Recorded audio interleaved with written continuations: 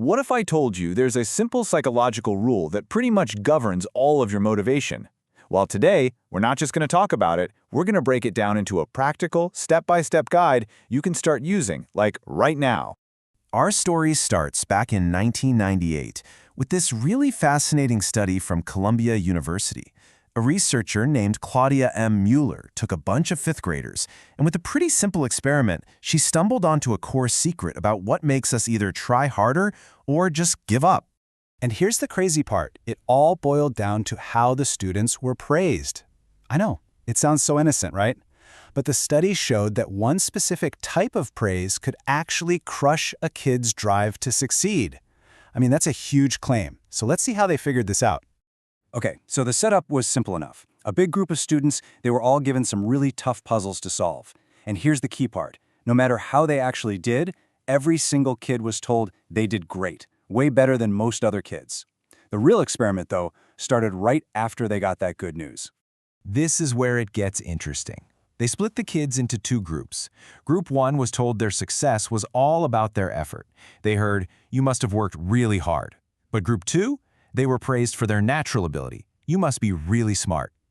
Just two simple, common phrases, but with totally different results.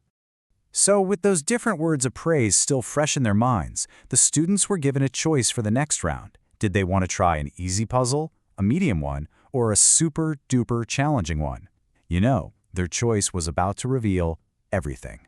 And the results were just, wow, absolutely staggering. The kids who were praised for their hard work, overwhelmingly, they picked the harder puzzles. They were more motivated, they spent more time on the problems, and get this, they actually said they had fun. But the kids who were told they were smart, they did the exact opposite. They mostly chose the easy puzzles, their motivation tanked, and they said the whole thing just wasn't enjoyable at all. That's a massive difference in behavior, right? And it's all based on just one sentence of praise. So what in the world is going on here? What's this psychological secret that explains this huge split? Well, the answer is a concept called the locus of control. It sounds kind of technical, but trust me, the idea is super simple. It's all about where you believe control comes from. Is it from you, or is it from outside forces? So let's map this back to those kids. The worked hard group, they developed what's called an internal locus of control. They believe success came from their own effort, something they could control. The were smart kids, though, developed an external locus. Success for them came from innate talent, something they were just born with and couldn't change. And that explains their choices perfectly, right? If you think success is out of your hands, why would you risk a hard puzzle and maybe prove you aren't so smart after all? And this isn't just some theory that works on fifth graders. This principle is a huge predictor of success out in the real world. Let's take a look at, for instance, a door-to-door sales team, an industry with a ridiculously high turnover rate. So, when a new salesperson had a terrible day, 0 sales, their manager would ask them why. The ones who were destined to quit would always blame stuff they couldn't control. The weather was bad, it was the wrong neighborhood, the timing was off. That's a classic external locus of control. But the ones who succeeded, they looked inward. They'd say things like, "You know what, I need to work on my pitch." They took responsibility. That's an internal locus of control in action. And this really shows you the danger of an external locus. I mean, think about it.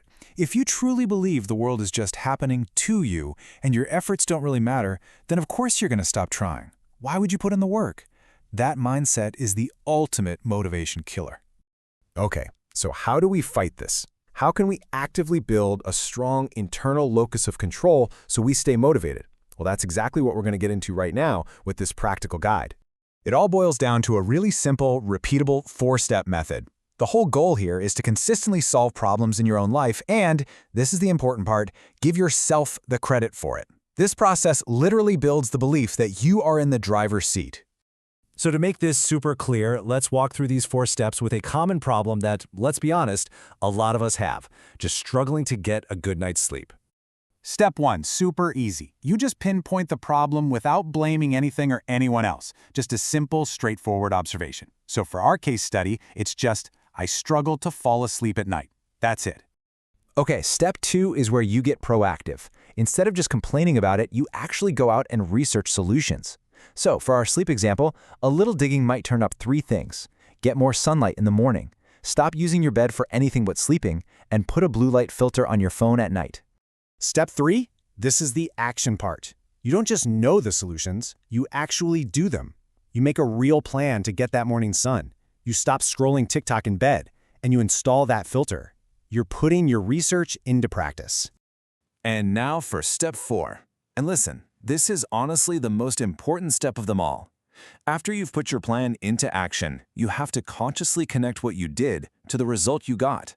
This is where you actually build that internal locus of control muscle. And what do you know? After about a week, your plan works. You check the clock, and you're falling asleep about 15 minutes faster every night. That's not just a feeling, that's a real, measurable result.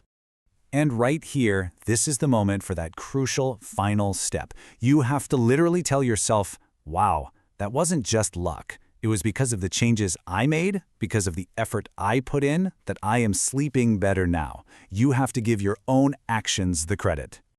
So you see the pattern here, right? Every single time you solve a problem, doesn't matter how small, and you consciously acknowledge your own role in that success, you're casting a vote for an internal locus of control. You are literally training your brain to believe that you are in charge of your life, and that is the real source of all lasting motivation. Look, this isn't just some interesting idea, it's a tool you can start using today. So that really just leaves one question for you. What small problem are you going to take control of first?